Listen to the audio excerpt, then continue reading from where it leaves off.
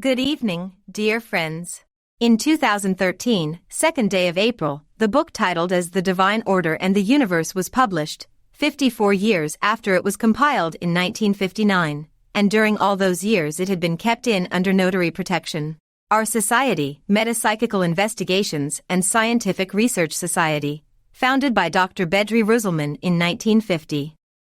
And since 1959 and the death of Mr. Rüzelman in 1960, our Society's activities were all about the preparation for this book. Of course, there were many other books written by Dr. Bedri Rüzelman back then, yet interestingly, after the compilation of this book, Mr. Rüzelman requested in his will to stop the further edition of his previous books. For many years, as we wait for the book's disclosure, we were referring to it as the Book of Knowledge because we didn't know its title, we only knew who were its guardians. And, when the book is disclosed to us, we found that it is titled as The Divine Order and the Universe. So, we did not give the book a title. This was its title we saw at the typewritten hard copy when Mr. Geyer came to our society. So, this title was used in its printed edition. I don't know if there are ones who didn't read it yet among our current audience. Here, The Divine Order and the Universe is compiled by Mr. Rüzelman, from the knowledge he received through the Spiritual Communiques series he conducted between 1957 and 1958, with the medium Attila Goyer. Mr. Goyer was 17 or 18 years old at that time. He was experiencing some psychic episodes and phenomena like sleepwalking. Mr. Huzrev Bildioglu brought him to the attention of Mr. Rüzelman. As Dr. Rüzelman worked with Mr. Goyer to help him, through his mediumship, a very rich and important body of spiritual communiques came forth as a bridge reaching to us, as it is written at the beginning of the book. During their work, many pages of information has been typewritten. Out of those many pages, Dr. Rüzelman made a compilation. This text has been read back to the plan that gave these communiques, and after their approval, the rest of the pages typewritten were burned. The approved text of the compilation has been typewritten in 3 hard copies and trusted to Metin Sakik, Huzrev Bildioglu and Attila Goyer. This compilation, after it is completed and copied 3 times, the spiritual plan requests it to be kept hidden, and these 3 guardians do not talk about the book to no one, even to their families. For years, no one had an idea about the identities of the guardians of the book. Only Mr. Sakik was visiting our society from time to time. Had the chance of learning from Mr. Sakik before his death that he personally typed these 3 hard copies. So, these 3 guardians, its medium included, withdrawn to their own private lives, and for many long years, they literally guarded this book that is entrusted to them. We say entrusted because, when the compilation of the book is finished and approved by the Divine Plan, Mr. Rüzelman took these 3 copies to a notary and he waived his copyrights over this compilation and transferred all rights to its 3 guardians. Because this was a collaboration, then, each copy of the compilation has been officially sealed and trusted to its guardians. Mr. Rüzelman said to them, "My work is done. It is all in your hands now," and he resigned from presidency of our society, worked and stayed at his home to study English. The Divine Plan asked him if he wants to know the time of his death, and Mr. Rüzelman replied, "No, I don't." The Divine Plan said, "As we expected from you." And 7 years ago, when we witnessed the opening of the seals, we saw that 3 copies are identical as typewritten pages. I had the chance of meeting Metin Sakik and the book's medium Attila Goyer in person. Mr. Huzrev Bildioglu had passed away in 1984, and when Mr. Sakik passed away in November 2012, Mr. Goyer received a signal from the divine system, directing him to contact the board of our society. He brought it to us. So, 7 years ago, we published the first edition of this book as it was in this hard copy, by keeping its original language, written in Ottoman Turkish. Later, the need of publishing it in modern Turkish language has arisen, so the Divine Order and the Universe is adapted to Turkish language we now speak and write. So, this was the process of the book's disclosure. You can find its original text, the new version in modern Turkish and its English translation at the website digital form. One may think that what was the reason to keep the book hidden at that time, for all those years? When we opened and read the book, we found that the content of the book, the knowledge it contains, was not so easy to understand in the context of the knowledge of the time it was compiled. However, today, in our time, because we now have quantum theory, because the scientists have already observed the effects of the global warming, because the scientists talk about the effects of a planet X, we are not surprised by it. What is the content of this book? What does it tell us? I will mention a few points. In the second part of the book, there are many pointers to the current events all of us experience, which we can say, it is about prophecies about coming events. But before coming to that part, as a whole, what does this book tell us? Why it is so special? This book begins with these lines. This book is part of the harmony we see, feel around us, and name as nature in a partial fashion. It is a bridge in our universe, between that path of light that we can only name as evolution and which reaches across to the knowledge of mankind. It is the one and only path that connects the limited and narrow matter life of mankind to a further stage that is wide and comprehensive. It is neither ours nor yours as mankind nor anybody else. It is a gift of the divine order given to mankind. That is, it is a part of nature. This book was given to Earth by those beings in duty to it from the unity of comprehension that we name as unitary, in a form to respond to the evolutionary needs of mankind. Voyages of Destiny. Here, what is very important? As the plan says this, we see, feel around us, the plan includes itself in it.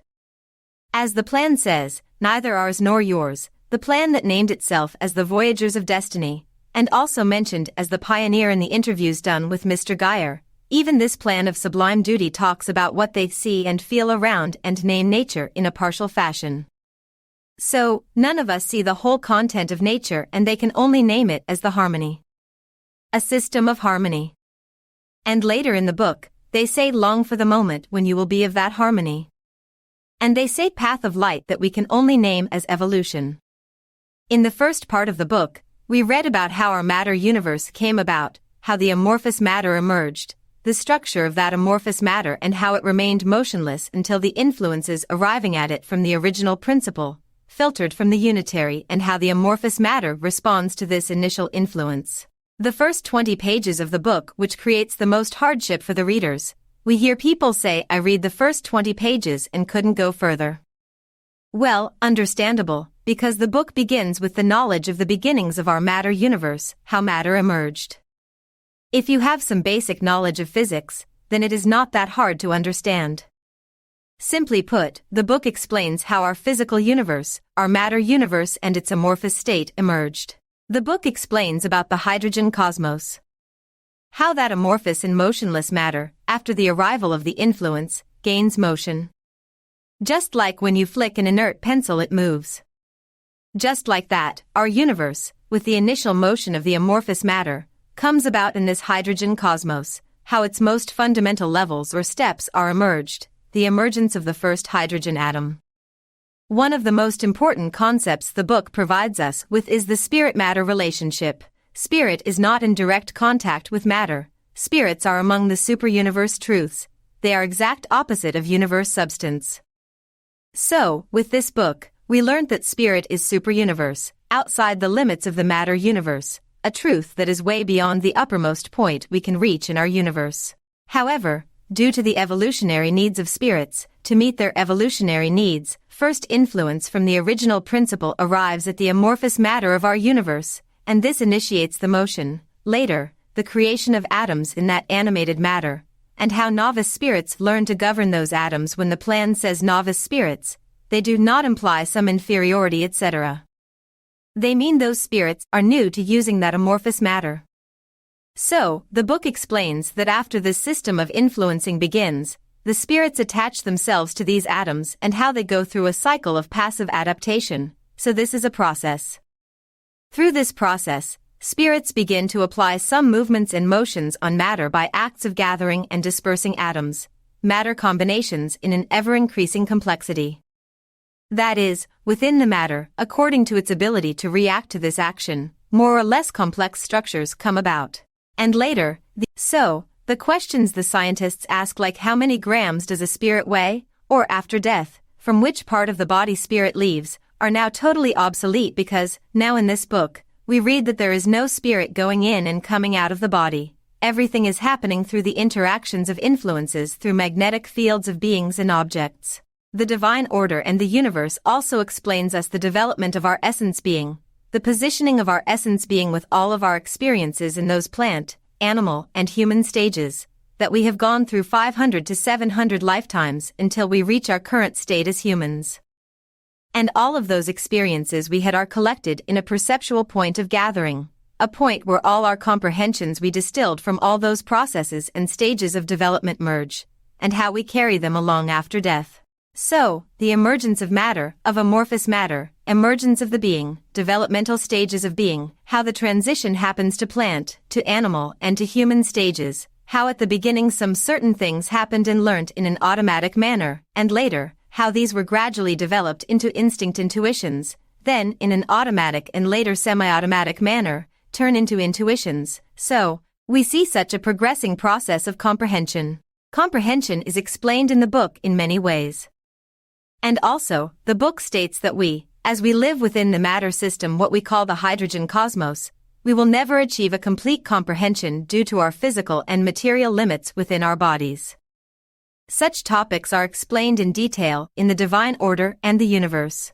The book explains about dimensions as spheres but not contained within each other, then it moves to the concept of time. As you know, here we have a progress of time runs linear. Yet in our dreams, in astral projection or some spiritual phenomena, in such experiences that happen in a very brief moment but felt by us as longer, we read in this book that for the essence being there is a totally different perception of time. So, many pages are devoted to the concept of time in the divine order and the universe. At some point, we even read that those 500 to 700 lifetimes happen within a moment from that higher perspective of time comprehension. That is, our perception when we are at the bottom steps of the hydrogen cosmos is different than the whole acquired comprehension of our essence being at that perceptual point of gathering.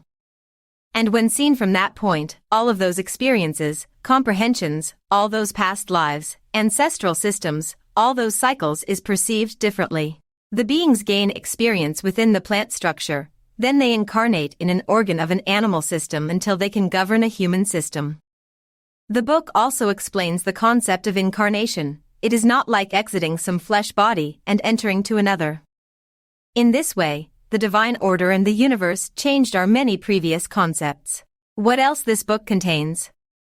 After the beings reaching the human stage in its development, the book explains the functions of the brain and the nervous system, how the brain perceives, the consciousness, the subconscious, the unconscious, and the higher consciousness. For example, the book adds novel and different meanings to what we now know as the subconscious in the psychology. In fact, the divine order and the universe provides us with a novel model of consciousness.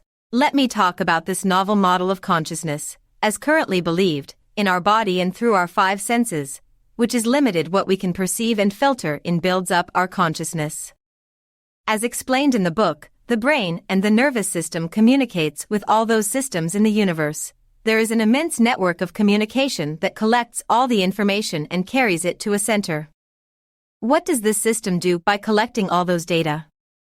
Here, actually I receive an electrical signal, and this is carried by the nerves and neurons to my brain as an electrical signal, and after receiving this data, my brain refers to, assesses with, and weighs against all those past experiences, as upon receiving an image, it is reflected to my retina upside down and my brain corrects it. That is, it turns an external electrical signal to a data, to information. And it does this in such a short time. So, this is a system magnificently arranged. Of course, there is a limit to my perceptions of seeing, hearing, touch, etc. On the other hand, everything we experience is continuously relayed to and stored in the subconscious that acts as a bridge. As the brain is built up after the conception, in the mother's womb, the information our brain cell beings carry from our past incarnations influence the magnetic field of newly formed brain as the being continues to shape the new body in the womb. Remember, as we said, there is no spirit entering or exiting the body as the new brain cells are formed in the womb, just like in the Matrix. It is such an inspired movie. When the heroes needs an ability, they download it to their bodies, so when a previous body is dissolved, when death happens, the brain cell beings do not dissolve and keep the whole information together. And when the being begins to shape another body for a new incarnation, the brain cell beings conveys all those information to the magnetic field of the newly formed brain. Currently, neurologists started to discover that what we will experience in our older age is already determined when we were still in the womb, whether we will develop Alzheimer's, whether we will become diabetic, the direction of our sexual orientation, etc. But neurologists still don't know what determines all of these, what motivates the brain mechanism in this way. Now, we understand from the divine order and the universe how this mechanism works, how we remember our past life memories, so now we are able to explain it in a clearer way. On the other hand, we also learnt that those past life memories are stored and kept in the subconscious, that the subconscious is a closed system to the external influences, and only under some certain conditions these are accessible to us. And now we understand the reason for it. If we could remember all those past life memories and experiences, we couldn't end some of our relationships with many people. Let's say, knowing and remembering that the sibling you are always fight with was someone killed you or you killed in a past life would hinder and blocked your current experience of being a brother or a sister. Due to this, it is interesting that the divine order and the universe mentions some certain conditions. One of those conditions, as we all know, is dreams, especially the recurring dreams. We always go to the same place or re-experience the same event in the dream, and some of our dreams which are very impressive with an atmosphere of old times, but we don't know where and when. Those are from past lives. Another of those certain conditions is past lives. In general, we find that people come to us saying, I have this problem which I can't solve. I have a belief that I can't overcome, I don't know what to do and I cannot properly live my life with this problem, etc. So, if there are 500 to 700 lives throughout the developmental stages of a being, it does not mean that each of those lives ended with everything needed is done. The divine order and the universe never mentions this as karma but as causes and effects. We already know that what is called as karma in the Eastern teachings is same as you reap what you sow.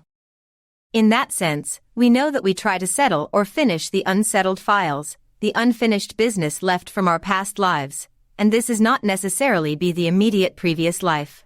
See, in the system, as we mentioned before, there is nothing like a linear progress. Sometimes we find that behind a cycle there are 10 or 15 past lives and a general or combined summary of those lives. So, if for a person, under some certain and purposeful conditions, it is time to recall and solve those, then we find that the information and knowledge of those lives becomes accessible. So, as our current world cycle gets nearer to end, to solve all those unsettled, unfinished issues, things and events becomes faster, we find it in our own work and also receive this kind of help. Well, the beings we call as spiritual guides, the divine order and the universe talks about those beings as beings with duty. Even for the smallest step to be taken in our universe, there is a divine order, a divine system, an organization that supports and governs it. And each unit of that system is called as a being in duty. And the development and progress within the plan of duty is explained in detail.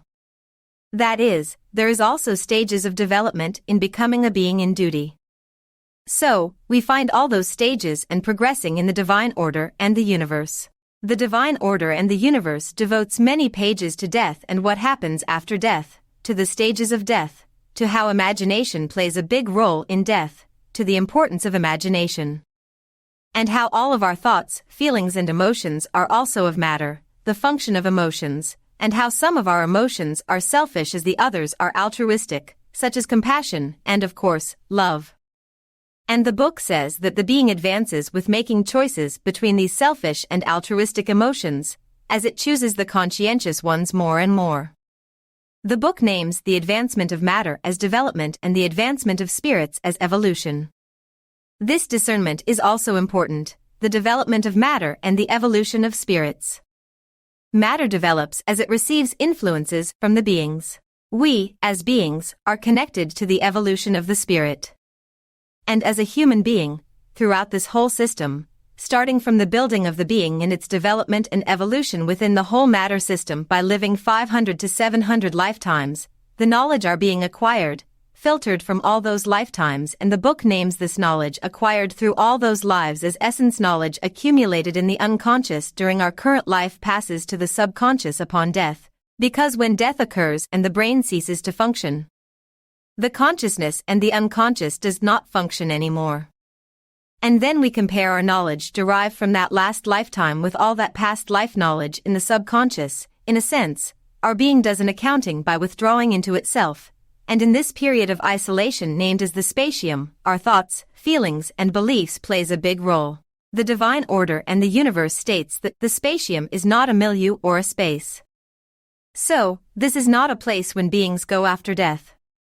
Yes, our being's energy leaves this body at death, but our being is still within the matter universe, still in the hydrogen cosmos.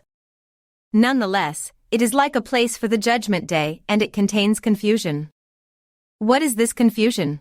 As we know that when we die, we don't become aware of our death right away. Even, sometimes a part of our consciousness may stay bound in that life and continue the relevant imaginations, but it does not mean that this is the whole of the being. What stays behind is in fact an energetic piece of it. So, at the time of our death, our beliefs, feelings, emotions, thoughts, to what we remain clinging is very important in the spatium because the system is now closed down after death and we are only within and together with our imagination, and because we don't have now defense mechanisms, the system compels us to be with them until we complete this conscience accounting, until we are able to go beyond that point. Now we have to confront ourselves and deal with what we have and have not done. And we do this accounting after each lifetime. And, in this book, we also read about the function of dreams, the mechanism of dreams after it explains this new model of consciousness. Yes, we mentioned the importance of thoughts and beliefs of the current life we now have, because in the spatium, we create whatever we imagine. Let's say due to a mistake you made or due to a belief that you should be punished because of this or that reason, you experience this again and again until you become aware the developmentary needs, causes and effects regarding this event. As the divine order and the universe states, when the being is in the spatium, it is totally closed to the external influences, and it only receives influences from its subconscious. Later, after this process is completed, it may begin to receive influences from other beings, from its guides, or more correctly, from beings in duty. We read the mechanism of dreams, the kinds of dreams in this book, dreams influenced by the physical conditions, how the dreams influenced by the beings of duty are much clearer, etc. Remember the accounting? We also have a daily one to do. Our being also keeps a daily accounting book with the things we did or not by assessing the daily process from the point of conscience. However, after death this is more like the end of the year accounting, balancing the books. It is more like liquefying a company, everything we now are confronted with and compare with the knowledge gained from all those past lives. What was our life plan before we were born and how much of this plan we managed to realize, at which points we went astray. Yes, this book explains about life plans, how they are planned, and even how the time of our death can be changed through our sincere efforts, how some of our experiences are destined in the context of those temporal plans and on the other hand, the differences between destiny and fate. All of these are explained in detail in the divine order and the universe. Besides dreams, the book explains mechanism of mediumship and the importance of sleep. This is such a book that when you read it again and again, some parts sometimes will be always new as if you have never saw those lines. I've read it many times and whenever I open the book again, sometimes I think how come I didn't see this before. And when I mention the mediumship, let me say a few things how Dr. Bedri Rüsselmann conducted these spiritual sessions. He used the psychic disassociation method. In this method of disassociation, the medium's consciousness is still active, that is, the medium's consciousness is aware of whatever happens and is said during the session. In general, Dr. Bedri Rüsselmann had been using this kind of method for the spiritual communiques. Yet in this book, as the mediumship is explained, physical mediumship like moving objects with telekinesis, its mechanism is also explained. And how sometimes the unconscious of the medium becomes inactive and then the words uttered by the medium are monitored or checked by a cadre or mechanism, and after this double-sided auditing, the system approves the correct words are spoken. In the sessions the knowledge in this book was received, Dr. Bedri Rüsselmann was the operator or controller, that is, he is the one who asks the questions, who directs the session. In a sense, Mr. Rüsselmann's strong magnetic field was playing a big role, like a lightning conductor grasping and grounding this knowledge. I think, when in Mr. Rüsselmann's presence, that medium was immediately into the session. Because Mr. Rüsselmann could ask those questions, this knowledge was received and could be written down. Yes, in this book, the role of the medium is explained in detail, also how those incoming influences are conveyed, and as you know, there are many channelings we read nowadays. The book also explains how during some of these channelings, parasitic information may be given. What does it mean? Now in our times, the number of channelings grow. In the old days there were Ouija board sessions, and it means that there are many such earthbound beings, the being who are not able to join with their essence beings, who couldn't complete the transition process, and in the book, these were explained in the obsession mechanism, how a discarnate being can dominate the field of consciousness of a living being, and how all those interactions are in fact via the interaction of magnetic fields. Let's think it like this: you are a receiver, and your own being transmits signals to you, like a radio receives from a broadcasting station. You are tuned to a certain frequency, and this is the station from where the influences of your own being come from, and you emit these influences out like a song.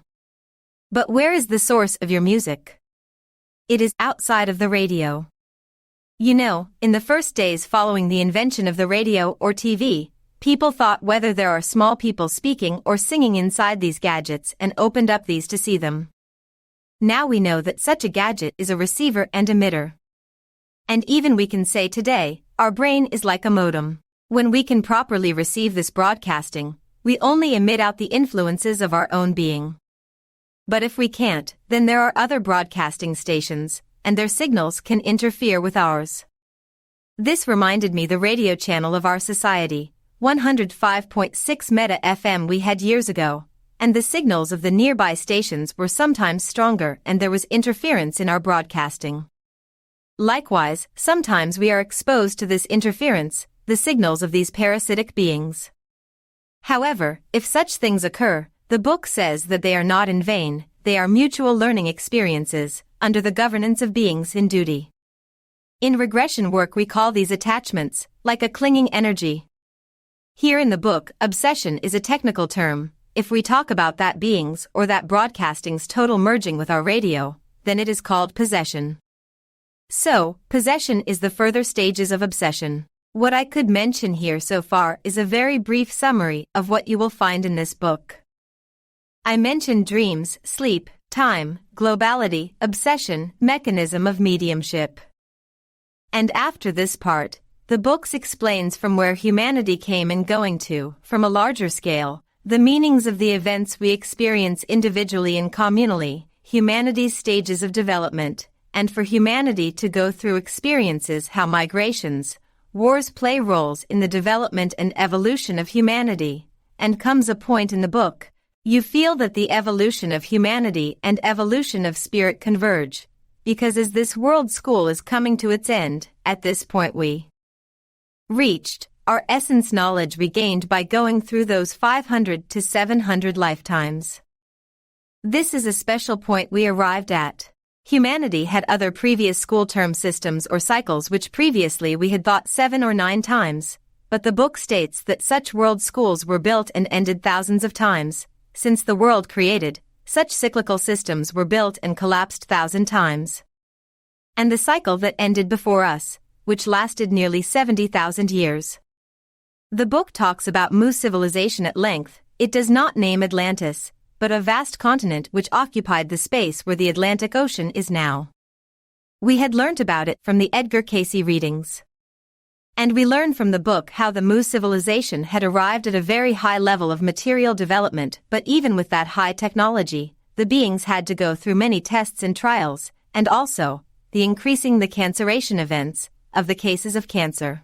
About cancer, the divine order and the universe specifically says that it occurs when world matter does not respond to needs of the beings anymore. When this world matter does not meet the evolutionary needs of the beings, then cellular degeneration begins. Imagine that your body is in such a state that you either can't receive this incoming signal or broadcasting or receive intermittently. Then, the being cannot properly use this vehicle, and at the point the body is not responsive, then canceration begins. And behind all of these, remember that the divine order and the universe states that emotion is only the manifestations of the most fluid material possibilities of the world. So, this is a matter system. The book even states that all those systems we consider spiritual are but in fact matter function whose liquidity is in increase. So, everything is matter within the hydrogen cosmos. And, the spatium our being withdraws into after death is also matter. So within this hydrogen system we continue all those comings and goings again and again. Yes, as humanity we came so far, but where are we going to? The divine order and the universe explains this as it gives detailed information about the closing stages of this world school. Especially, the last parts of the book is about our solar system, that a sojourner planet which 400 times larger than our Earth diverted from its own orbit and now getting closer. A planet whose effects started to be detected but still invisible to our scientists. Nowadays, astronomers try to explain such effects on our solar system, seemingly coming from a huge celestial body which is still invisible. There are many articles written in English by foreign scientists, by Russians as well. Well, the divine order and the universe separates the coming days into certain sections by 50-year periods. If we consider the fact that this compilation was completed in 1959, then the first 50-year period ended around the beginning of 2000 to 2010. Now it is 2020, so we are now within the second 50-year period. And in this second 50-year period, this 400 times larger than Earth sojourner planet is getting closer to the solar system, and because of its magnetic field's influence, both the magnetic fields of the Sun and our world will be affected. The final effects will be a polar shift, tilting of the axis, etc. Considering the fact that even the hydrogen flares in the Sun affects our magnetic fields, you may imagine the effects of such an axis tilt and the effects on the world's magnetic field. Natural disasters, deluges, earthquakes, behind all of these processes is this sojourner planet's magnetic field acting on our solar system. And they will increase. Global warming was not a topic in 1958 to 59, but all those years ago, the book lists how the weather, temperature and sea levels will increase country by country, how the rainfall will increase, and how the humanity will experience some diseases, as we live through this process. Right now, a natural mechanism, an invisible virus made us stay at our homes and it said to humanity stop.